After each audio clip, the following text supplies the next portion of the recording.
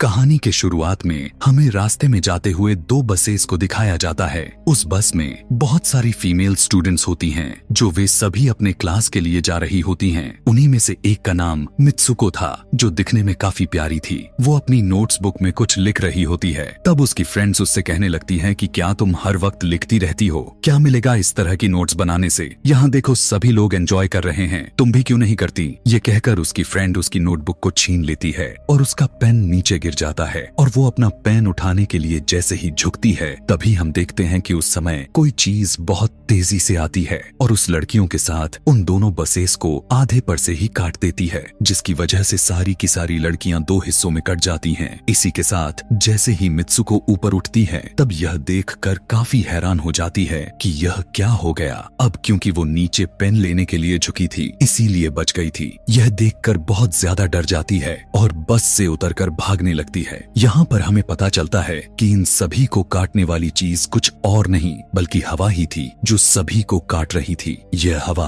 अब मित्सुको के पीछे भी पड़ जाती है। यह देखते हुए मित्सुको चिल्लाते हुए काफी तेजी से भागने लगती है। भागते समय उसे आगे 4 लड़कियां और भी दिखाई देती हैं और वो उन्हें झुकने के लिए कहती हैं, लेकिन काफी देर हो चुकी थी। वो हवा उन्हें भी आधे पर से काट कर चली जाती है। लेकिन उनमें से मित्सुको एक लड़की को बचा लिया था कि तभी इन्हें कुछ साइकिलिंग करते हुए लड़कियां नजर आती हैं, जो कहीं पर जा रही थीं। उन्हें भी ये बचाने की कोशिश करती हैं, लेकिन वो हवा उनके साथ भी वही करता है जो अभी इनके दोस्तों के साथ हुआ। और इसी दौरान वो लड़की भी मारी जाती है, जिसे अभी उस अदृश्य चीज से बचाया था। अब वो यह देखकर काफी डर जाती है और वो इधर उधर भागने लगती है। आगे हम देखते हैं कि मित्सुको जब एक नदी के पास जाती है, तो वो यह देखकर हैरान हो जाती है कि उस नदी में भी पहले से बहुत सारी डेड बॉडीज पड़े हुए थे, जिसने हवा ने यानी उस अदृश्य चीज ने काट दिया था। वहाँ से वो एक डेड बॉडी के कपड़े लेकर चेंज कर लेती है। अगले सीन में हम देखते हैं कि मित्सुको चलते चलते एक स्कूल में पहुंच चुकी है, जहाँ पर और भी बहुत सारी फीमेल स्टूडेंट्स थीं। उनका यूनिफॉर्म मित्सुको के यूनिफॉर्म से काफी डिफरेंट था। यानी यह भी था कि वो तो उनके स्कूल के स्टूडेंट तो नहीं थी कि तभी एक लड़की मित्सुको के पास आती है और उससे कहने लगती है कि तुम कैसी हो? दरअसल देखा जाए तो वो लड़की उसकी बेस्ट फ्रेंड थी, लेकिन मित्सुको उससे पूछती है कि क्या तुम सच में मेरी बेस्ट फ्रेंड हो, क्योंकि उसे कुछ भी समझ में नहीं आ रहा था कि उसके साथ हो क्या रहा है। वो काफी सदमे में थी। यहाँ पर हम यह भी जान पाते हैं कि मित्सुको और उसकी बेस्ट फ्रेंड काफी ज्यादा एक दूसरे को प्यार करती हैं कि तभी वहीं पर तेज हवा चलती है और मित्सुको डर कर बिल्डिंग के अंदर चली जाती है। उसकी बेस्ट फ्रेंड को कुछ भी समझ में नहीं आ रहा था कि ये हो क्या रहा है। वो मित्सुको से पूछने लगती है कि तुम इतना ज्यादा कांप क्यों रही हो और इतना ज्यादा डरी क्यों हो, तुम्हें हो क्या गया है? तब मित्सुको अपने बेस्ट फ्रेंड को सब कुछ बता देती है कि किस तरह से एक हवा का झोंका आया और उसके स्कूल के सभी स्टूडेंट्स को काट कर चली गई। यह सुनकर उसकी दोस्त उसे विंडो के पास ले जाकर उसकी हाथ बाहर निकाल कर कहने लगती है कि ये देखो, ये बस हवा है और कुछ नहीं। यहाँ पर मित्सुको के दिल को कुछ शांति मिलती है और इसे लगने लगता है कि शायद ये मेरा ख्वाब ही हो सकता है। जिसके बाद मित्सुको का बेस्ट फ्रेंड अपने 2 और दोस्तों को लेती है और क्लास को बंद करने का प्लान बनाती है। जैसे ही ये चारों क्लास के बाहर जाने के लिए निकलने ही वाली होती हैं कि तभी वहाँ पर उनकी टीचर आ जाती हैं और उन्हें देख लेती हैं, लेकिन वो चारों वहाँ से भाग जाती हैं। वे चारों भागते भागते एक लेक पर आ जाती हैं। वहाँ पर मित्सुको की बेस्ट फ्रेंड अपने दोनों दोस्तों को भी उसके ख्वाब के बारे में बताती है। तभी उनमें से एक लड़की कहती है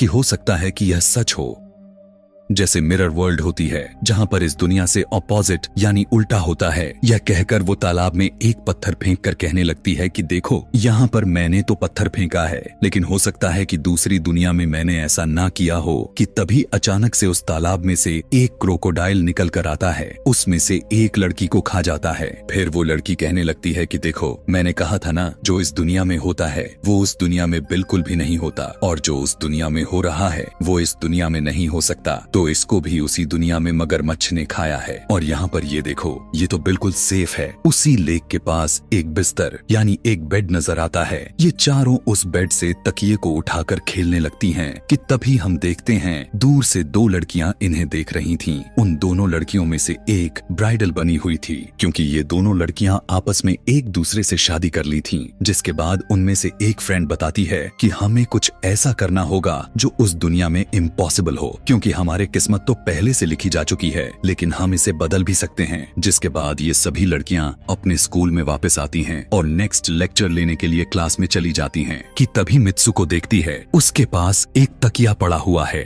अब जैसे ही वो इस तकिए को उठाने के लिए नीचे झुकती है कि तभी उसकी टीचर पूरे क्लास में गन से फायर करने लगती है और जैसे ही मित्सुको उस तकिए को उठाकर ऊपर देखती है तो उसके क्लास के सभी लड़कियां मारी जा चुकी होती हैं और यहाँ पर एक बार फिर वो बच जाती है जैसे पिछली बार अपने ड्रीम्स में बच गई थी। मित्सुको की टीचर उसके पास आकर कहती है कि तुम्हारी हिम्मत कैसे हो गई, इस क्लास को बंद करने की, तुम्हारा भी मरना तय है। कि तभी उसी वक्त दो लड़कियां और आ जाती हैं और मित्सुको को बचाकर वहाँ से भागने की कोशिश करती हैं, लेकिन एक दूसरी टीचर वहाँ पर आकर उन दोनों लड़कियों को मौत के घाट उतार देती है। अब जितने भी स्टूडेंट्स की जान बच गई थी, मित्सुको उनके साथ बाहर भागने लगती हैं, लेकिन स्कूल की सभी टीचर्स उन सभी लड़कियों पर फायरिंग करने लग जाती हैं। अब यहाँ पर फायरिंग के दौरान सभी लड़कियां जैसे ही वहाँ से बाहर आती हैं, तो यहाँ पर हवा उन्हें काट देती है। यहाँ पर अब मित्सुको यहाँ पर एक बार फिर से अकेली रह जाती है और वो वहाँ से भागकर क्राउड एरिया से होता हुआ पुलिस स्टेशन में जाती है। वो वहाँ पर सब कुछ बताने लगती है। उसकी यह बात सुनने के बाद पुलिस वाली लड़की उससे कहती है कि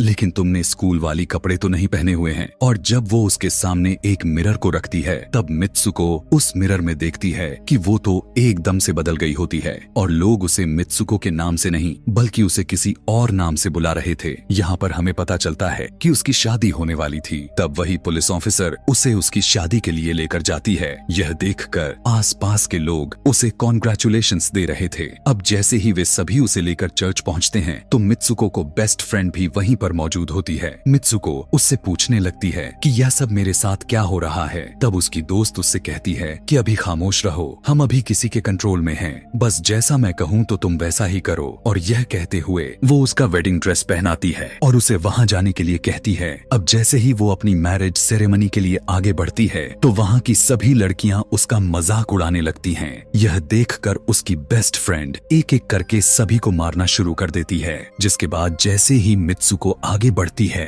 तो उसके ग्रूम की जगह एक ताबूत खड़ा हुआ नजर आता है।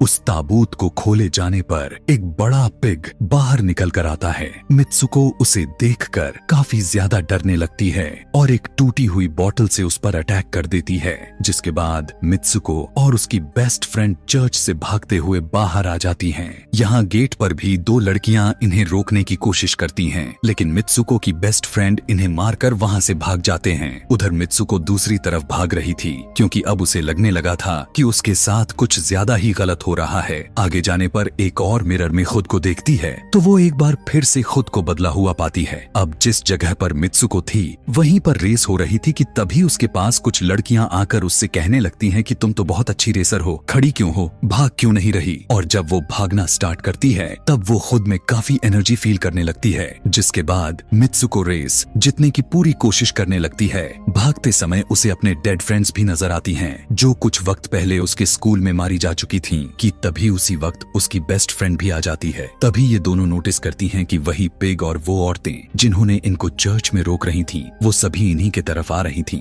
भागते समय कुछ लड़कियां मित्सुको से कहने लगती हैं कि इस दुनिया से बाहर चली जाओ। इसके बाद हम आगे देखते हैं कि मित्सुको भागते भागते एक सुनसान अंधेरी जगह पर आ जाती है। वहीं पर कुछ स्टूडेंट्स नजर आती हैं जिन्होंने यूनिफॉर्म पहना हुआ था। वो सभी लड़कियां मित्सुको से कहने लगती हैं कि हम सभी मरे हुए हैं और तुम्हें भी मार देंगे। लेकिन तभी मित्सुको की बेस्ट फ्रेंड वहां पर आकर उस लड़की को मारकर वहां से मित्सुको को भगा ले जाती है। मित्सुको की बेस्ट फ्रेंड उसे अपना नाम जोर जोर से पुकारने के लिए कहती है, जिस पर मित्सुको अपना नाम जोर जोर से लेने लगती है। इसी के साथ मित्सुको अपना असली रूप में वापस आ जाती है। उसकी बेस्ट फ्रेंड उसे अपना हाथ दिखाते हुए कहती है कि प्लीज मेरे हाथ में जो वायर लगी हुई हैं उसे बाहर खींच दो ताकि मैं इस दुनिया से बाहर जा सकूं। लेकिन मित्सुको को डर भी था कि कहीं यह वायर खींचने से उसकी जान न चली जाए। और क्योंकि मित्सुको अपने बेस्ट फ्रेंड को काफी ज्यादा प्यार करती थी इसलिए वो ऐसा नहीं करना चाहती थी, लेकिन ज्यादा उसे फोर्स करने पर वो उसकी वायर्स खींच देती है।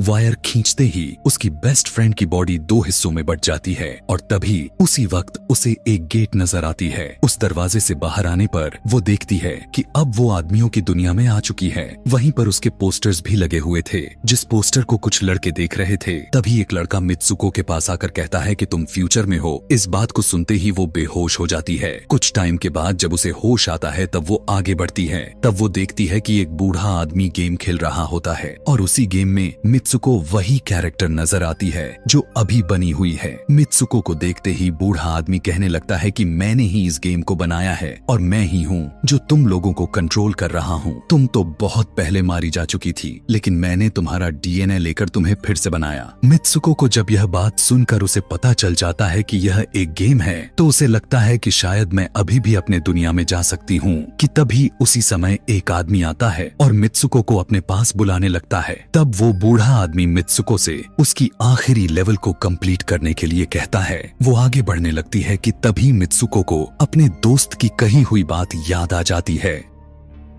कि अगर हम इस दुनिया में कुछ ऐसा करेंगे जो दूसरी दुनिया में इम्पॉसिबल हो तो तुम इस गेम से बाहर आ जाओगी। और इसी के साथ वो इस आदमी का गला दबा देती है और कहने लगती है बस करो हमारे साथ खेलना। यह कहकर मित्सुको उस बूढ़े आदमी की छड़ी को उठाकर अपने पेट में घुसा देती है, जिस वजह से उसकी मौत हो जाती है। और यहाँ पर हम देखते हैं कि बूढ़ा आदमी यह सोच भी नहीं सकता था कि मित्सुको ऐसा कुछ कर सकती थी और इसी के साथ उसकी डेस्टिनी पूरी तरह से चेंज हो जाती है। वो इस दुनिया में यानी गेम में तो मर चुकी थी, लेकिन असली दुनिया में वो अभी भी जिंदा थी। आगे हमें ये भी दिखाया जाता है कि मित्सुको के बाकी के कैरेक्टर्स भी किसी न किसी वजह से अपने आप को मार लेते हैं और अब वे सभी गेम का पार्ट नहीं थे। अगले सीन में हमें मित्सुको को बर्फीले जगह पर लेटा हुआ दिखाया जाता है और अब वो अपने रियल वर्ल्ड में आ चुकी थी। और इसी के साथ यह दिमाग घुमा देने वाली कहानी यहीं पर खत्म हो जाती है। आगे और भी ऐसे ही एक्सप्लेनेशन मूवीज देखने के लिए